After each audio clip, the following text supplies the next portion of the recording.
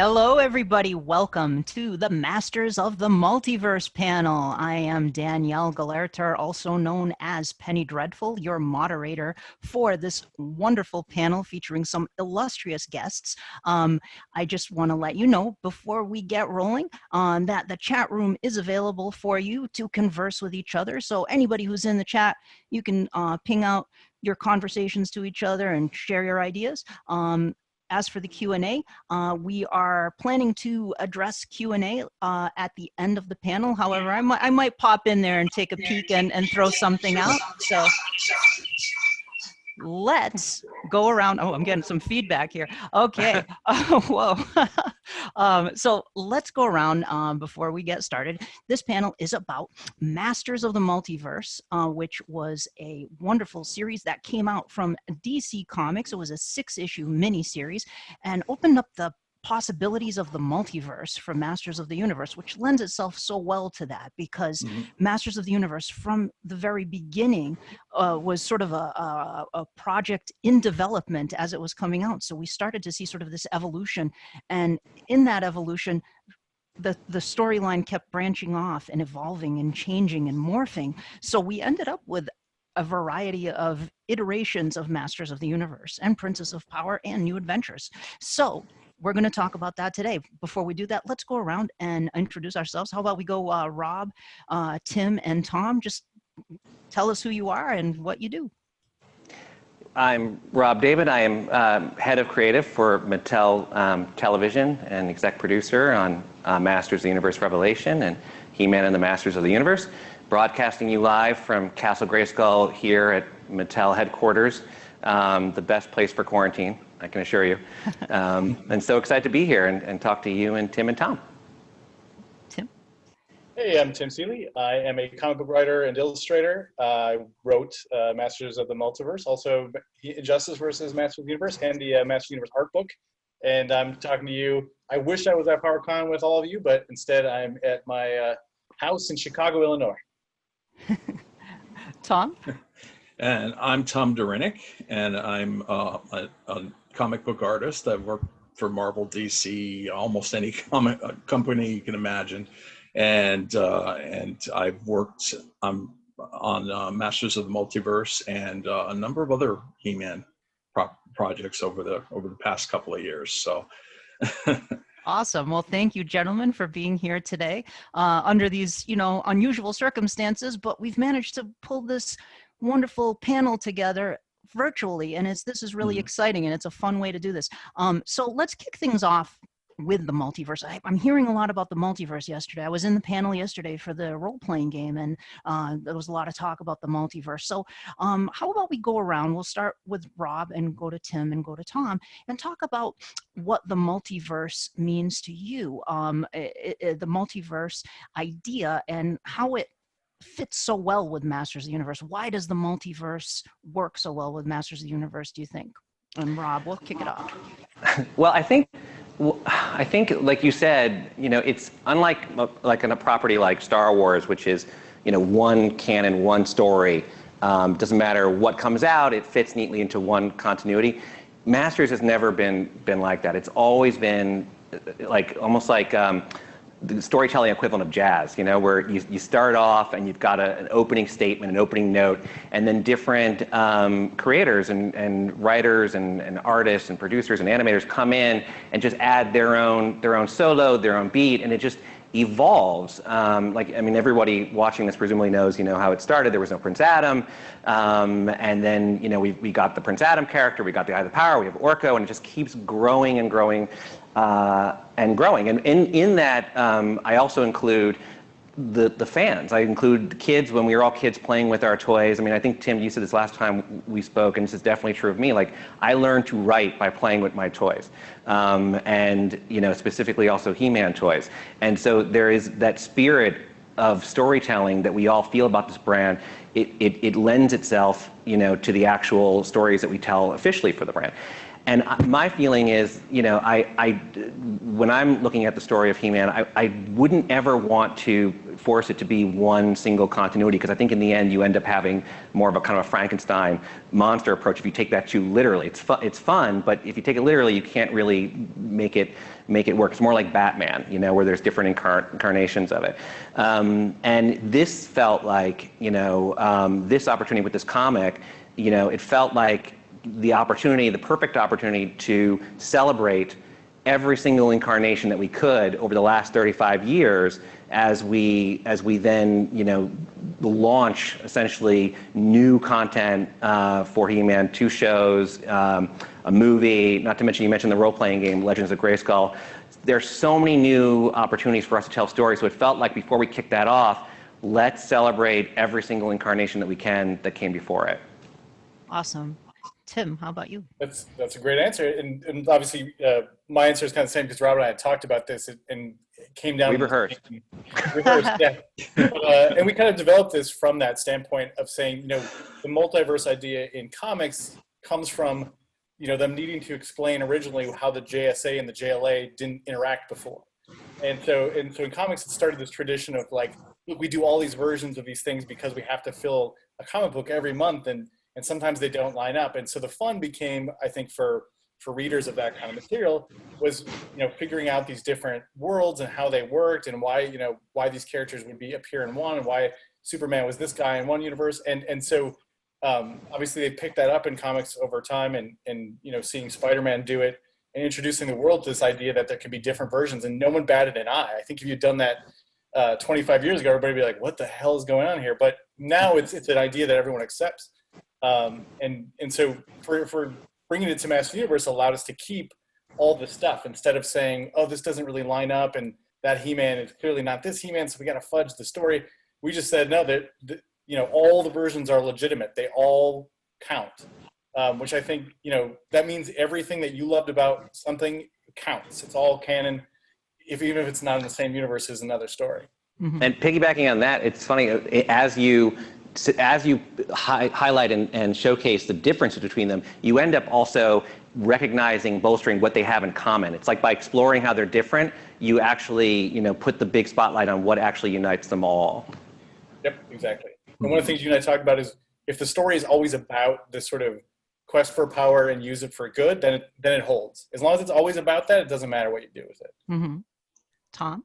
And it also acknowledges that everybody has a favorite version of this, and you're not throwing any of those versions out. So, right. And it's fun to watch them interact, because they're not exactly the same. Yeah. So you can have certain characters, some versions of these characters act a certain way, and some another, and you can clash them off of each other. It's just fun, okay. Yeah. I mean, and since you bring it up, favorite versions of characters, I think generally speaking, just, having been a fan for all these years, I would say like probably the ones that seem to always be in the hearts of a lot of fans since childhood are the sort of the Filmation He-Man, and also the pre-Filmation He-Man. They're, mm-hmm. the folks who kind of came into early have that sort of the Salvage, Alcala, Glute sort of storyline, and then you get the Filmation storyline. So just kind of going around, what were the challenges you faced in that? Like, I remember hearing on some podcasts and stuff, people were like, you better not kill the Filmation He-Man. It's like, because people have a great love for that. So starting with Rob, like, was that a challenge? Did you keep that in mind? Like, what are your thoughts on that? Well, I think, definitely when Tim and I were first talking about this, it's exactly to your point, what Filmation means to everybody, what the original mini comics mean to everybody. So it behooves you not to just go through that in issue 1 and you build towards it. You build towards that expectation, and you honor them in the right, that structurally, we had set up the mini comic as the prime, as a source. So it became a realm of great importance, for the heroes and the villains. And then, of course, these guys did such a masterful job on, getting to that heart of Filmation and that innocence. It actually led to one of my favorite scenes in the book, that Tim wrote, which is the two the movie He-Man, the '87 movie He-Man, and the Tappers and Keldor. Prince kept talking about looking down He-Man, looking up He-Man, and it was, if I'm not mistaken, it was in the reaction, it was in the discussions and listening in the filmation that kind of allowed them to have this conversation about the different perspectives they were all bringing, compared to the kind of pure innocence and joy of the filmation experience. So I think it's really important to know why those two eras are so beloved and how important they are, and then to structure your story around that. Yeah, I like that you mentioned that, because one of my favorite things in that final issue is it was the sort of the Filmation Man-at-Arms. A lot of people are kind of jaded these days about the moral lessons, but I actually always liked those. Like, they were actually really nice, and it was Man-at-Arms saying something from the heart that actually made Anti-Eternia Keldor realize that, hey, wait, I'm the hero. I'm destined to be this. So. I thought that was a really good way to show that. Tim, what are your thoughts on the filmation, pre-filmation, and the sort of the challenges with using those? I mean, from the beginning, we said those would be the two most important as well, because they are they define, I think, everything that comes after to some degree. And also, Filmation is the one that people are most familiar with. The Filmation version created that Skeletor that is an iconic thing, that the guy that says yeah and is a jerk and who can appear on commercials for insurance, auto insurance and whatever, because he's so iconic, right? It's such a perfect creation. That's obviously a very different creation than the Alfredo Alcala Don Bluth version.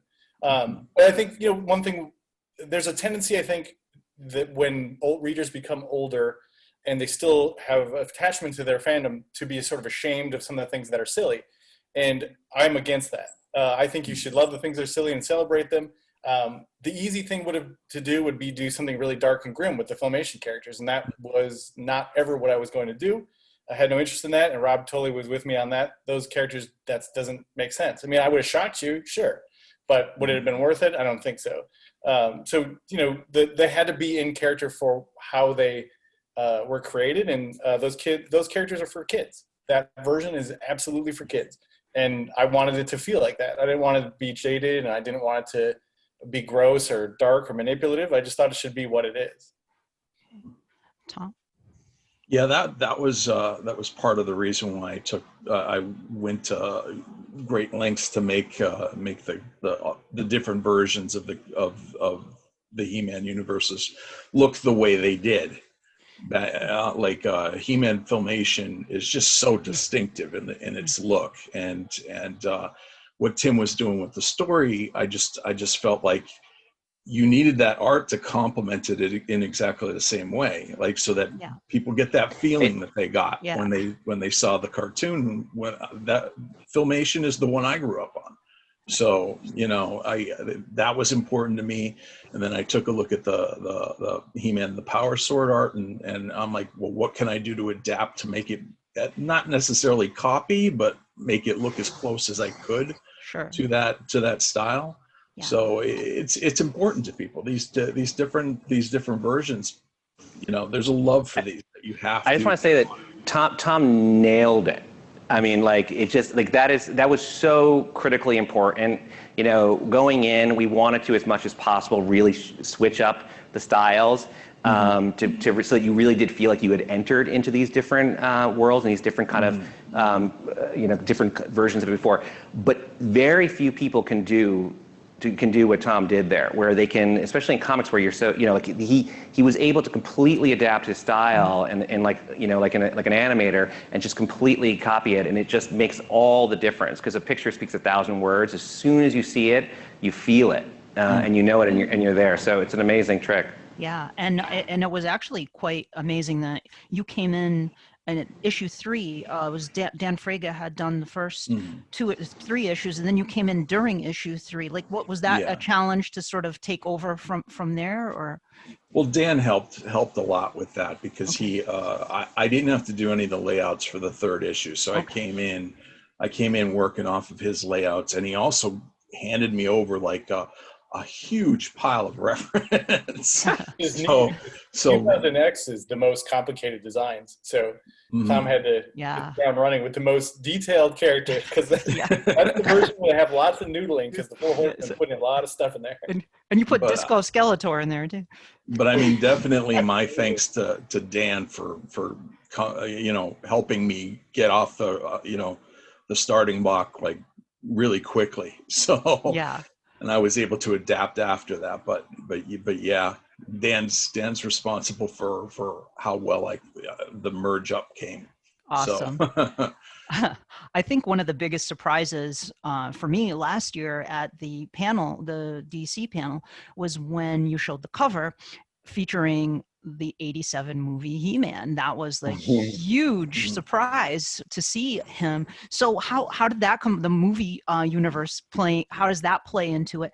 And what were your feelings about the 87 movie when it came out back in the day versus how you feel about it now? Because I know originally I was very resistant. If the internet existed in 1987, you wouldn't have wanted to read my comments that I would have posted. But over the years, I've grown to really love the film. It's really grown on me quite a lot. So going around, starting with Rob, what are your thoughts on it? Oh yeah. I mean, I remember when it came out, and me and my friends were just like, what?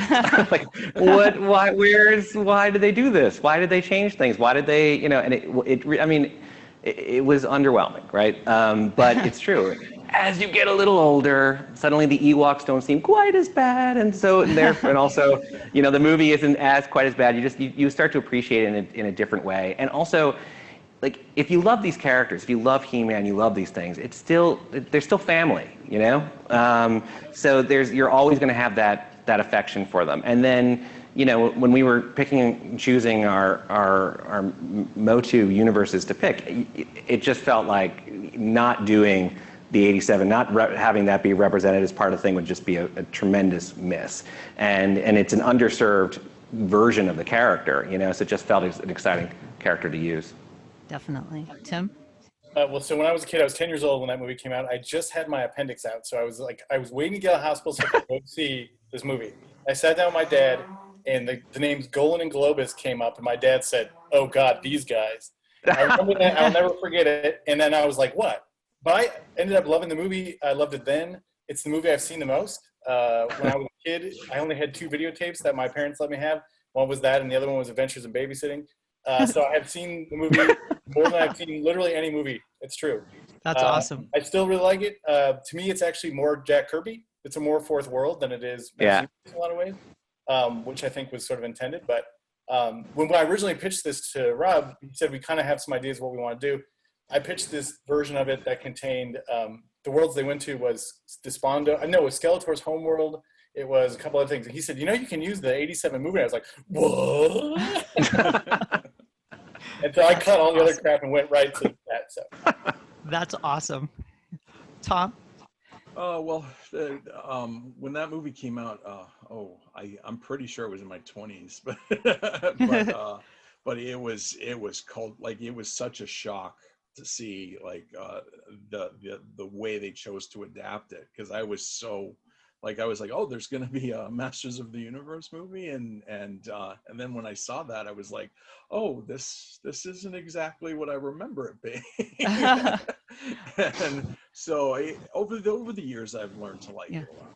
Yeah. At the time, I was like, this isn't what I remember He-Man being.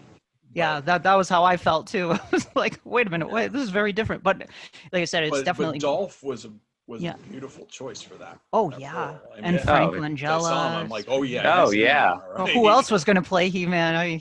Well, Frank Langella, he's there. I mean, he brings it. Yeah. He's just totally. Oh, and Meg Foster too. Meg Foster was great as Evil Lynn. Totally. And Courtney Cox.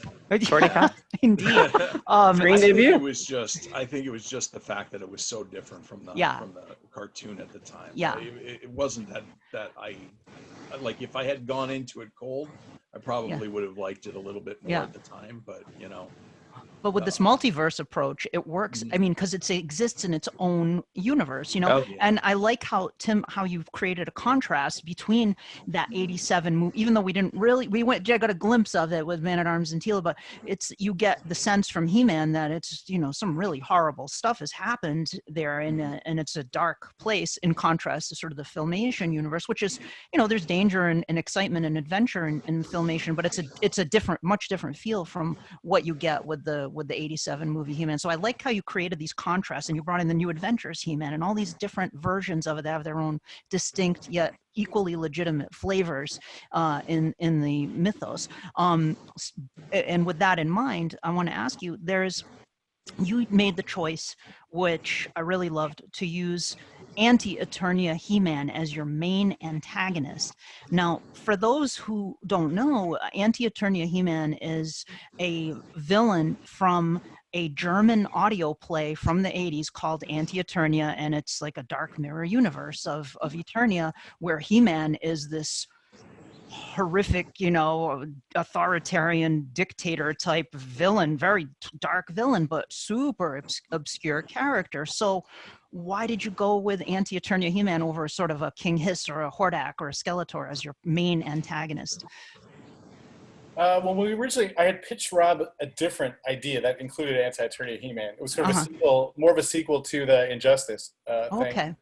But it included him anyway. And then Rob said, well, what would you think about doing sort of a multiverse version? I was like, it works. It still works. We can use it as, you know, him being the guy who's, you know, he's the corrupted version of all these good versions. I had always known, I think, you know, way back in the day on He-Man.org, maybe like 2003 or something, 2002, someone posted that audio play, and I downloaded it then. And I've been sitting on that for 18 years. So I knew how to use it at some point. I made myself a figure of that thing, I don't know, 10 years ago. So I was always going to do something with it. It's too cool. It looks so cool. It's got that red hair and the, you know, I'm a sucker for Faker and stuff anyway. Like evil versions are absolutely my wheelhouse. So yeah. Yeah, same. Faker was my first figure in the 80s. It was the first figure I got in 1983, and I've always had a soft spot for him too. Oh, so yeah. I get what you're talking about. Yeah. So I think it's, you know, because when we're talking, I think the theme, you know, whenever you're crafting a story, you're developing something, you know, you have your controlling idea, like what's it really about, right? What's the big idea? And I think what we wanted to do was just to say, you know, what does it mean to be He-Man? You know, it was kind of like deconstruct what it means to be He-Man. So then when you're choosing a villain, you know, you could choose Skeletor, but that felt like you know, the more obvious thing, and we had ideas for what to do with Prince Keldor related to that same idea. But it would be like, pick the anti-guy. That's why it felt so perfect when, you know, when Tim's like, hey, Anti-Eternia, it just felt like Anti-He-Man was the perfect antithesis in order to answer that question, what it means to be He-Man. And you get to like flip it, you know, so then it's like you can have Prince Keldor then be the guy who then learns what it means to be He-Man and learns that he too can be a He-Man by virtue of going up against the guy who represents everything that He-Man's not.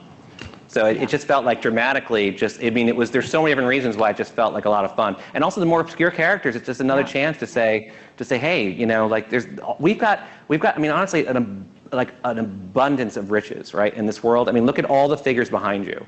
I mean, you can pluck any one of those characters off that shelf, and they could get their own series. You know, they're worthy of that kind of story. So it's like, it just was too much of a fun opportunity to pass up.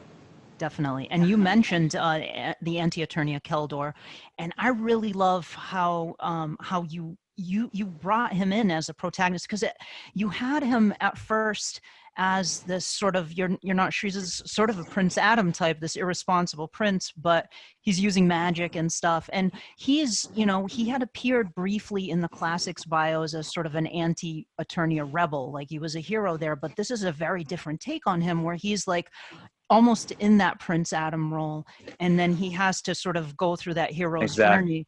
But you don't know if he's going through a villain's journey or a hero's journey almost. No, I love it. Yeah, Prince Keldor, having it be around him was like really important to me, and Melanie Shannon is a creative exec on this book as well, and talking about it with Tim just turned it into a grand symphony. Like it just, I mean, like right up to like the reveal where his half his skull is burned away, and you know all the kind of like little tick, tick, tick, of drama on will he or won't he, and then realizing that he too can be He-Man. It was just an opportunity. I mean, if Skeletor can be He-Man, that's the whole point, is that we're all He-Man. You know, everybody is He-Man. So and there's no better way of dramatizing that than saying even the guy who's the embodiment of evil has the potential to be the greatest good. Sure. Yeah.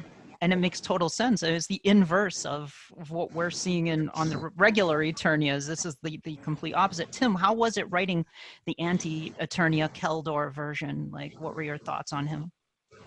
Man, he was hard to write because I was trying to figure out his voice, because he had to be all the Skeletors, but he had to be also a different. Yeah. So, but to me, you know, the sort of perfect version of Skeletor is that Filmation version. He's perfect. Yeah. And so he's kind of a sarcastic jerk. Yeah. In a lot of ways, and so that had to be a Keldor. Obviously, he was a little bit, you know, modernized and you know, a little bit aged up, but you know, he's just a guy. The personalities actually fit so well, and it's such a, you know, it's so weird how the Master Universe story converges so perfectly to make this, because you've seen this journey for him on the other side, right? That is his the version of him that comes from the 2000X cartoon, is that, you know, he was this sort of flipped Prince Adam, really. He has the opposite journey. And so, you know, if you really look at it, he tried to get power and it ruined him. And if he had just used it, you know, for good, he would have kept his faith, and he would have been able to be, you know, a prince. He would have been all these things. Instead, he ends up being this sort of bitter, broken man. And so we just had to, how do you play that as a hero's journey? That was the test.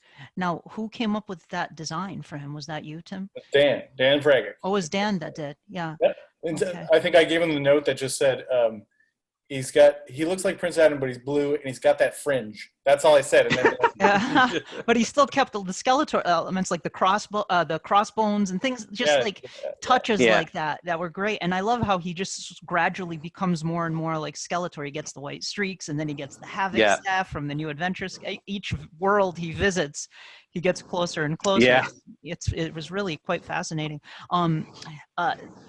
I wanted to ask you, you know, we were talking about the Anti-Eternia Keldor and these sort of new designs, and you opened up this world to via the Eternity War He-Man. So Rob, like, were you excited to bring back? He makes a big comeback at the end, because I saw a lot of fans online asking, like, are we going to see the Eternity War He-Man, since this is DC? What, as the sort of the mastermind behind the Eternity War, like, what were your thoughts on seeing him back again?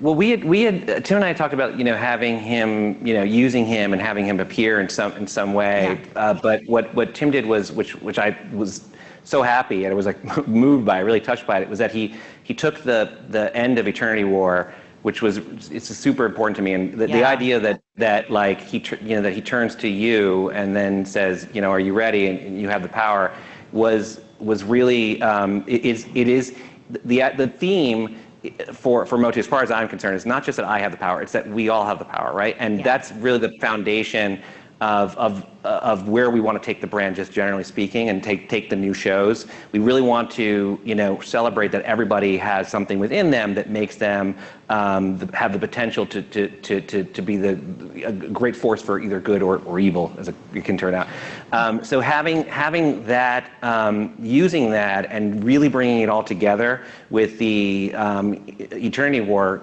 He-Man, just brought the idea. It gave a thematic beating heart to the multiverse concept. This idea that all these different incarnations of He-Man, they're all truly He-Man, is brought together really nicely by Tim, and bringing them all together through the He-Force.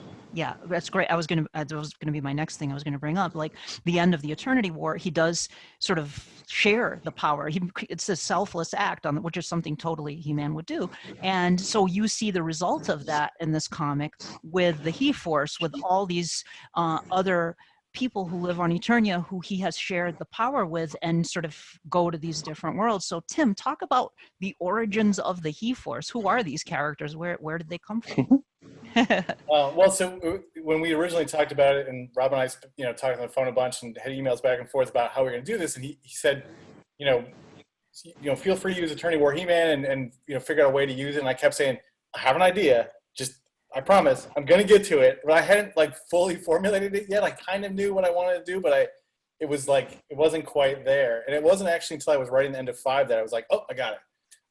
And so I knew he was gonna show up in 6. I just didn't know exactly how.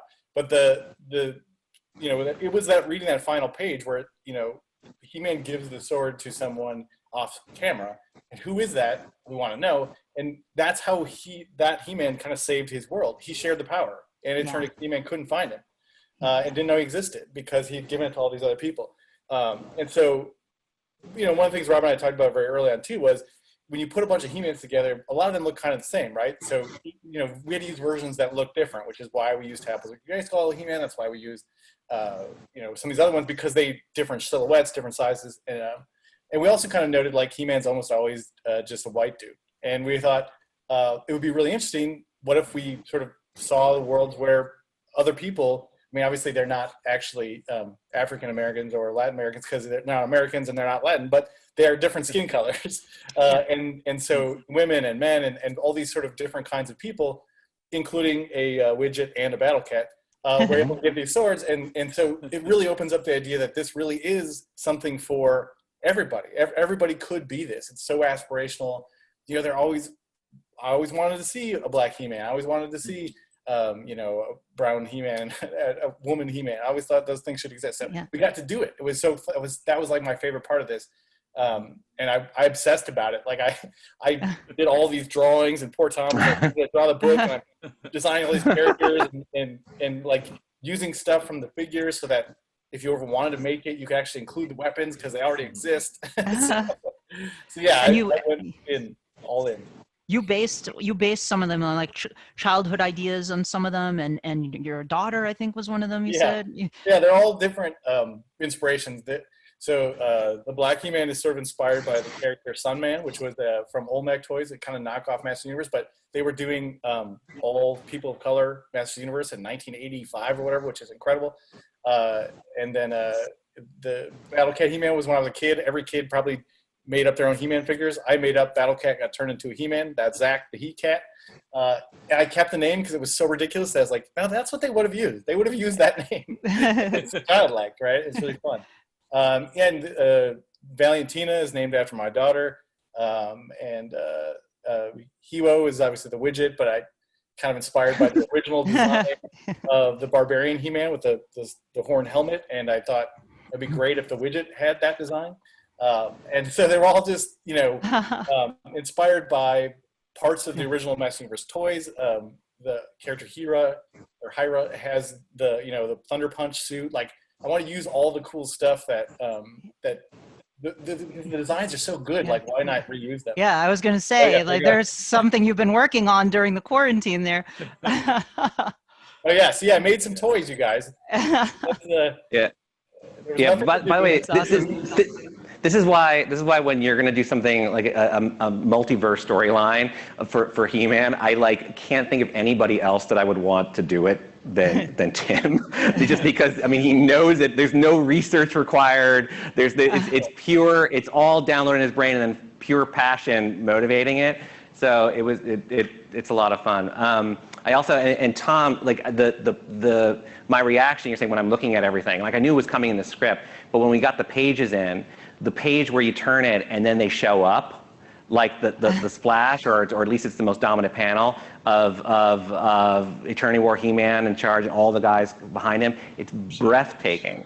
It's absolutely breathtaking. And I know, Tom, you love the big moments, but you're really good at the quiet moments too. I've been meaning to tell you that for a long time. So many different panels in Eternity War and in the prelude to Eternity War and in those quiet moments of like character and acting and the performance. Those are the moments that really make you give a crap about the big moments, and they all really delivered. I'm very lucky. I'm just like he's gonna turn all bright red. Oh. Yeah, my super white skin's gonna turn bright red. Did you make customs of the He-Force too, or? I'm working on it. You're working on it? Oh, that's awesome. That's great. Very cool. I have to say, I told Tim I almost had a heart attack when I saw the Crimson Countess show up fighting Valentina.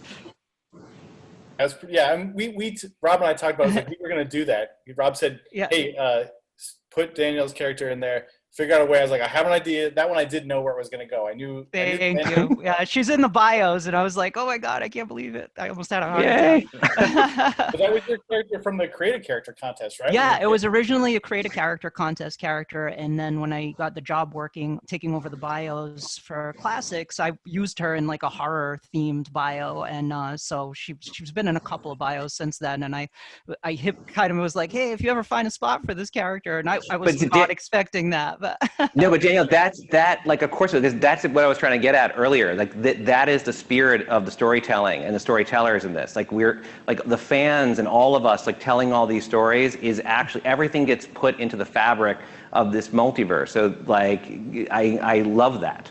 So cool. everybody, anyone listening and watching, like tell your own He-Man stories, you know, Yeah, your own characters. Now, keep it going. Definitely, absolutely.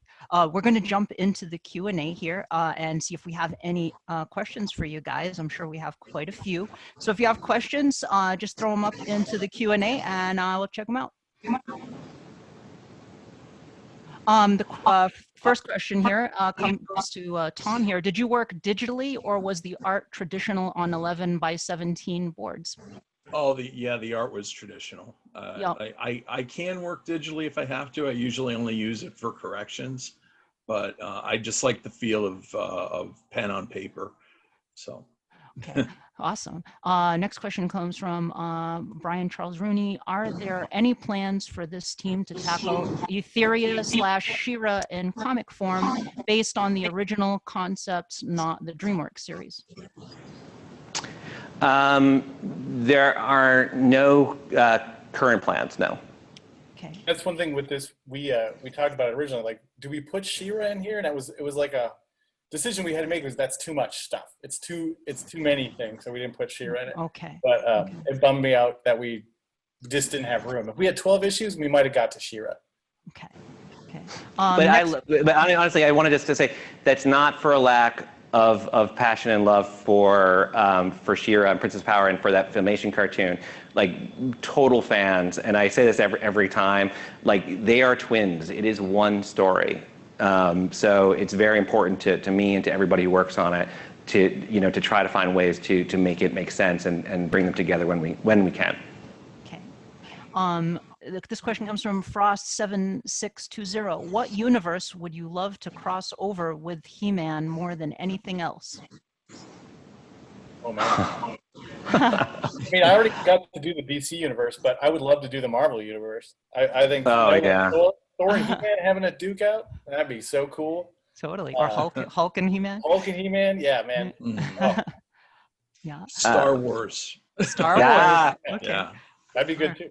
I'd like to see them go up against Jedi Knights. Okay. Oh, Awesome. Yeah. Well, I mean, I'm a Star Trek fan, so I'm always going to say Star Trek. But really, if I think Jack Kirby's Fourth World, like I would love to just have Apocalypse appear in orbit over Eternia or something. So just to and have those be the two worlds. We got to do a little bit of Injustice. We got to use a little bit of it, but yeah, I know. Yeah. What I talked about earlier was that. Oh man, we would love to do a Kirby Fourth World. Yeah, just full on. Because I mean, with Zodak and Metron, I mean, just have a lot of fun. We set it up at the end of Injustice, Master Universe. Totally. We could have gone that way if we ever had the chance. So. Okay. Yeah. Next question comes from Joe. When can we expect a hardcover copy of the comics?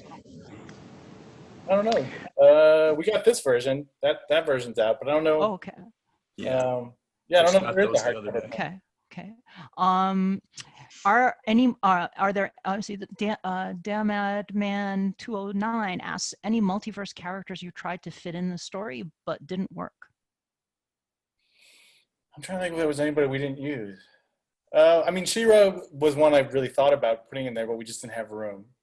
But I mean, we got away with crazy stuff. I mean, there's like a Palette trap jaw in there. You know, I mean, like we put in everything. I think.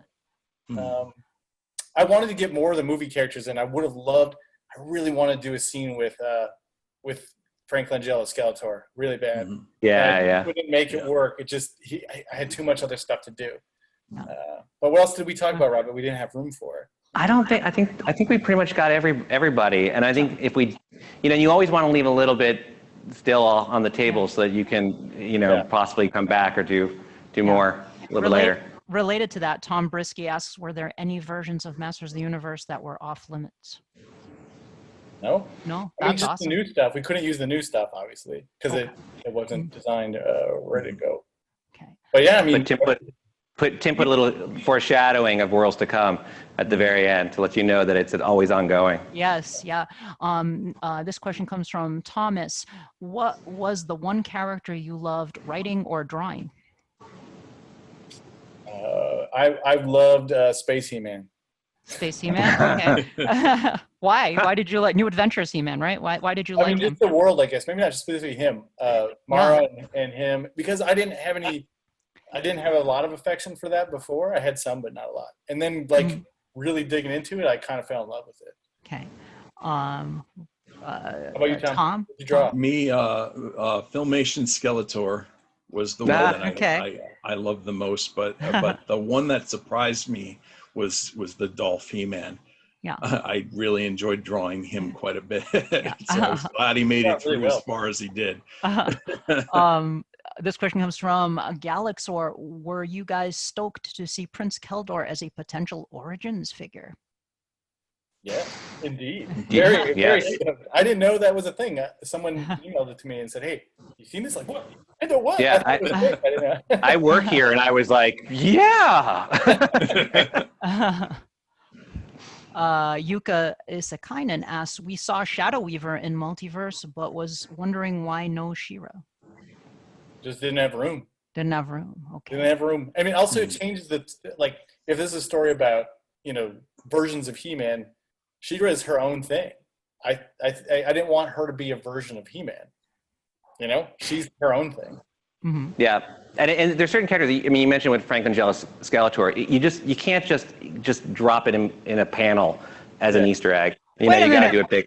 Wait, what's this? What are you doing here, Kevin Smith? I thought if you wouldn't mind, I'd pop in to eavesdrop and listen. How is everybody? You crashed the Q&A. How's it going? Oh my God, this is awesome. Good. So good to see you. Excellent to see you. It was only last year that we were all together in one place. I can imagine. Has the world changed at all since the last we met at PowerCon? Nothing much going on. But we thought this would be a good opportunity to just very high level tease some comics to come, including Kevin and I are going to be cracking a storyline for a prequel series to Revelation.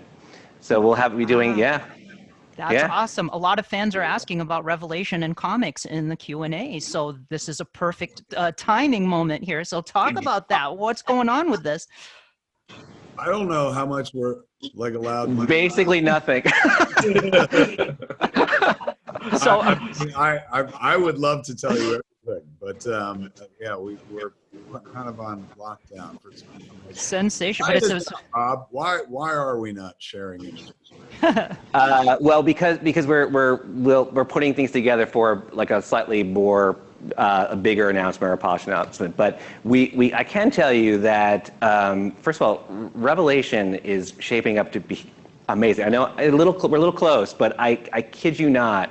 When we were watching these animatics that are coming in from our friends at Powerhouse, and Kevin, you and I were just talking about this the other day. They're black and white, right? And they're drawings. They're just basically film storyboards with temp music, temp sound effects, and we're finding them riveting and just dramatic. And Kevin is doing an amazing job.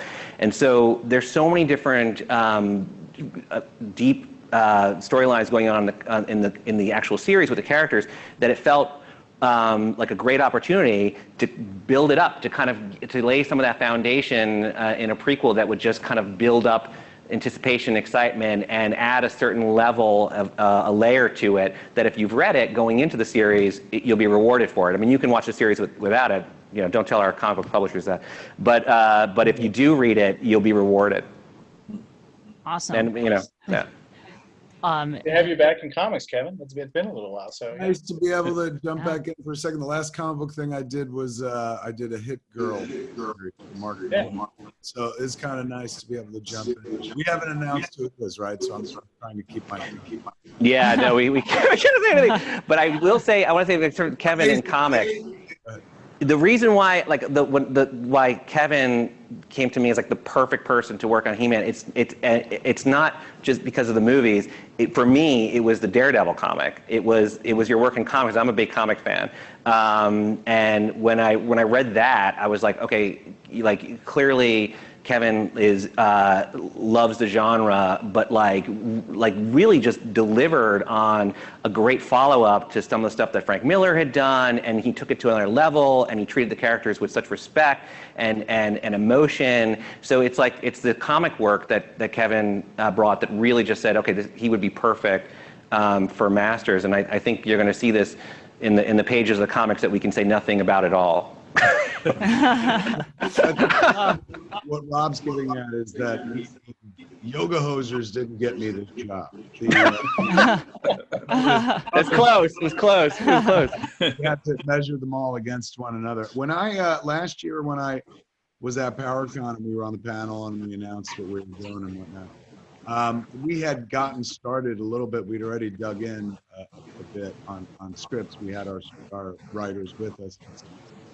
And I'm just so happy to report that in the course of the year since then, it has turned into something magical. I thank Rob for bringing me onto this because I was not the obvious choice. Even when I met Val at PowerCon last year and talked to him, you know, I had to give assurances.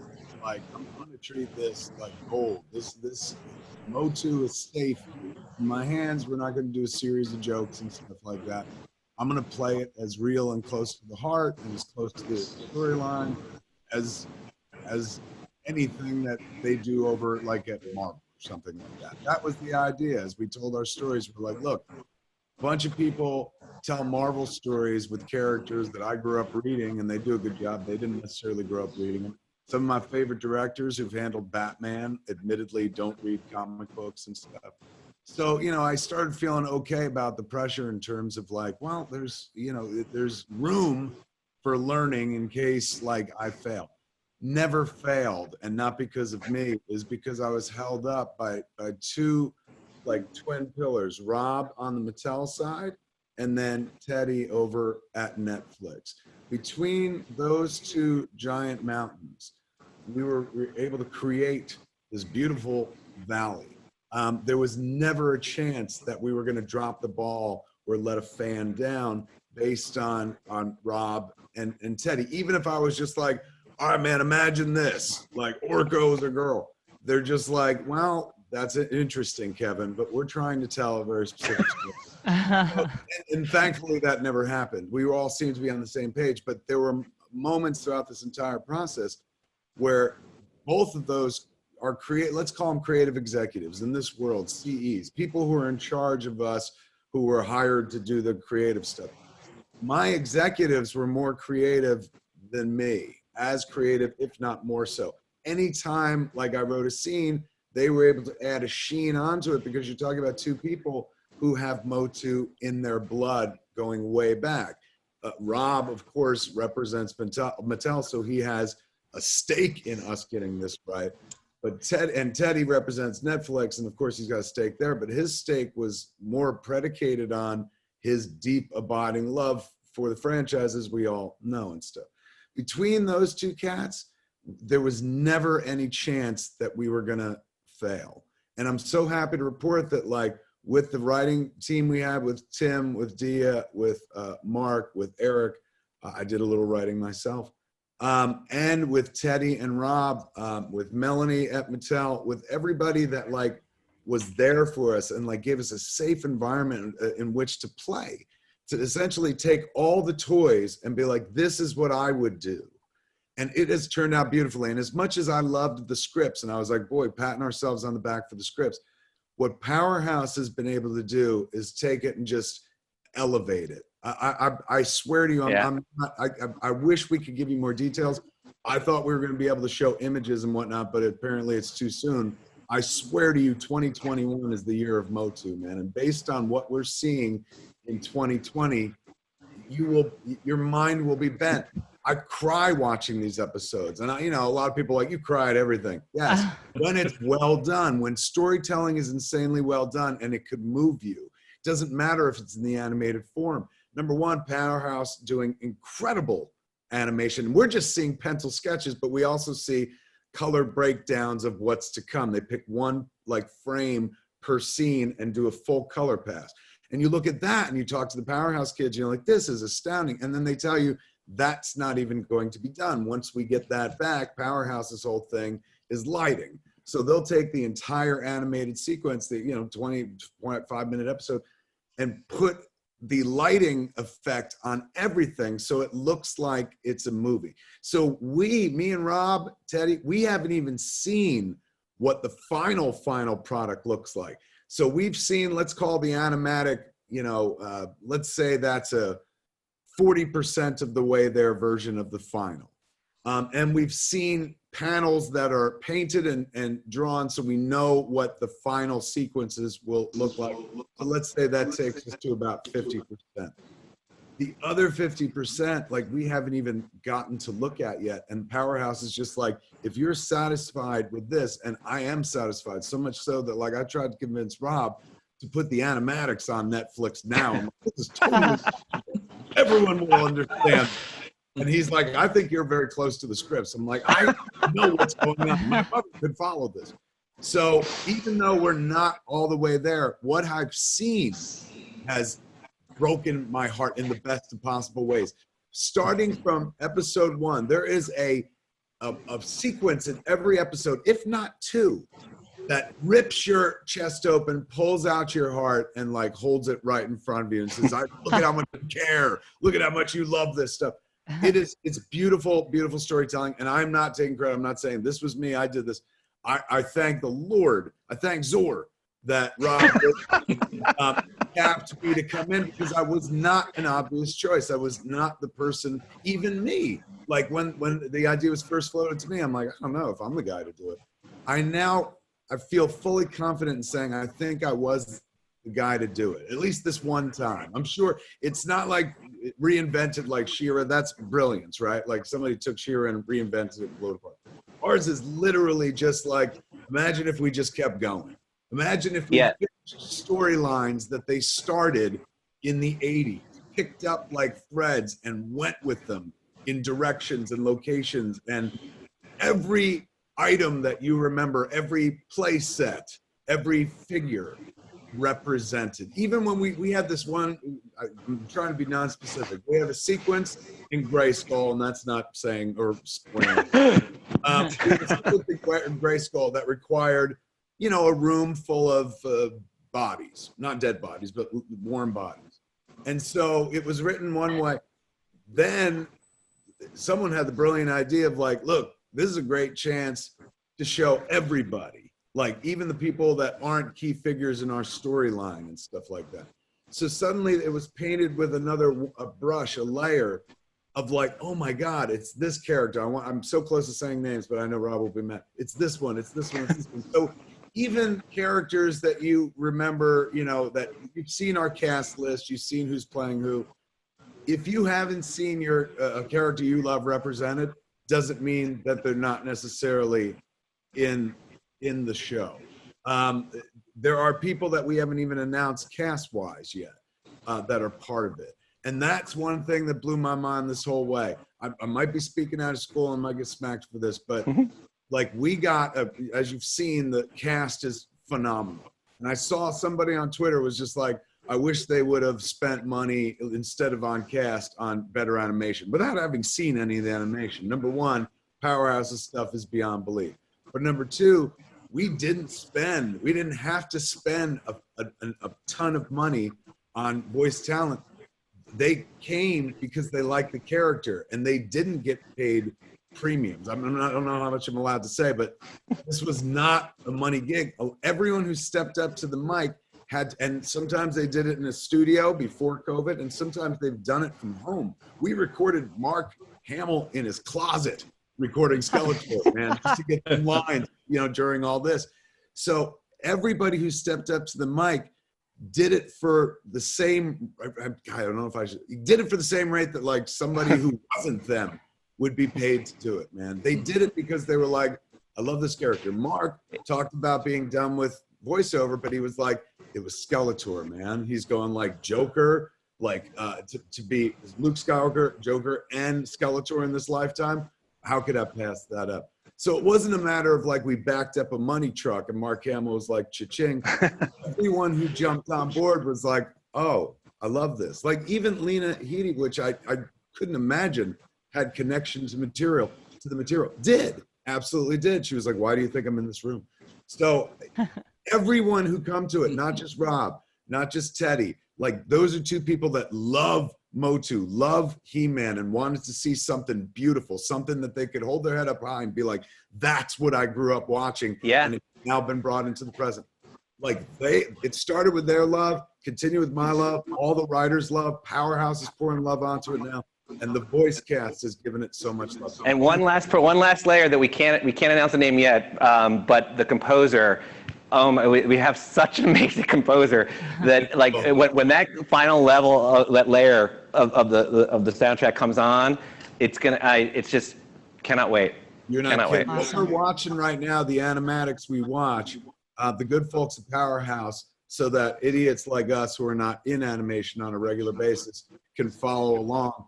They do mixes on. So it's not just standard drawings or lightly animated drawing, sequential drawing. They'll also mix in sound effects, so you'll hear them walking and clashing of swords and whatnot, or you'll hear vortexes open. Then they'll put in a layer of temp score. I watched a sequence, I don't want to spoil it, but I watched a sequence where two insanely important characters to this franchise fought for one of the first times I've ever seen. And the scoring it was from Batman Forever. And you just what? But it totally worked. So they put a temp score in there so that you could sit there and watch it. They're utterly watchable. But Rob's right. The cat that we got to do the score is Chef's Kiss perfect. And that cat jumped in going, I love this world. I love what you guys are doing with it. He's seen. Want to play? Yeah. It really does feel like we're playing. It really, that's the whole spirit behind this. I mean, we are playing with these toys and just giving it the best adventure you wanted when you were a kid. The way you imagined it in your mind, the stakes and how great these characters were. That's what we're really trying to deliver. Oh, you should see the fight. Every action sequence. That's where Powerhouse takes it and runs with it. We would write in the script, they fight, and then Powerhouse turns it in to a 2-minute brilliant sequence. I want to share so much, and I'm not allowed. But there are.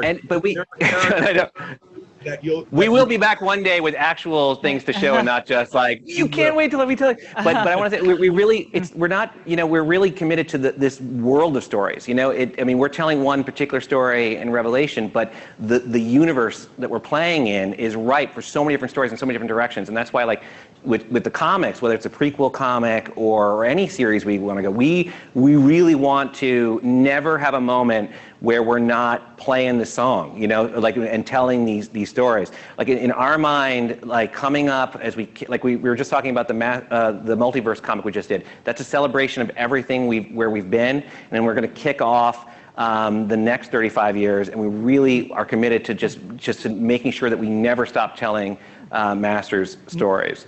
So I'm sorry, go ahead. That Multiverse story, by the way, was a story that as it unfolded in comics, we were already into the animatic stage of the show.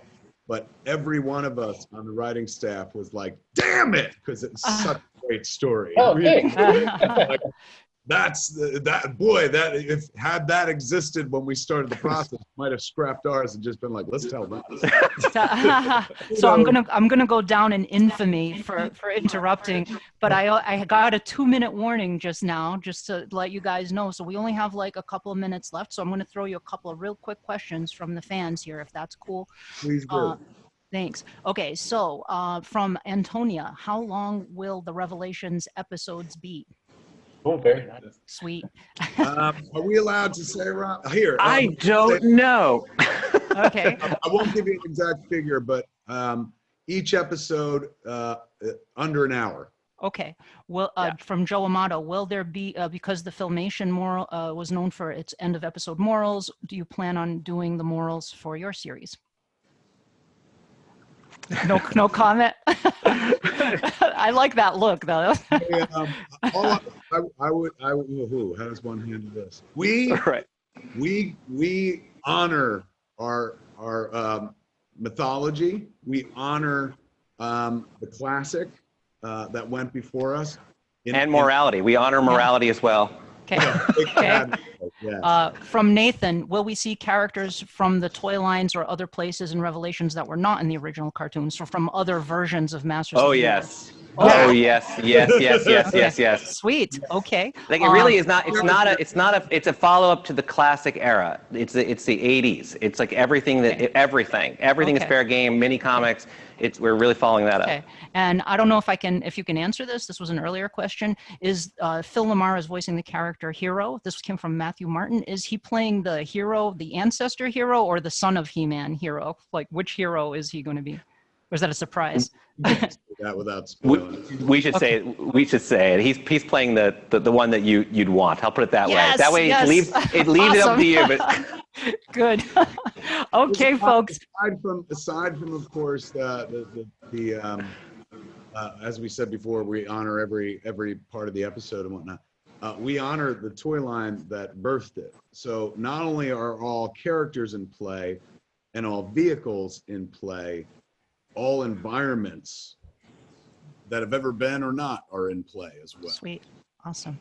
All right. Awesome. Well, I want to thank our wonderful panelists, Rob, Tim, Tom, and Kevin, for being with us this evening. And we'll talk to you at the next panel. We'll see the next panel. I'm excited about that as well. So stay tuned for that. Take care, guys. Thank you. Thank you so much. Thank you. Bye, everybody. Bye.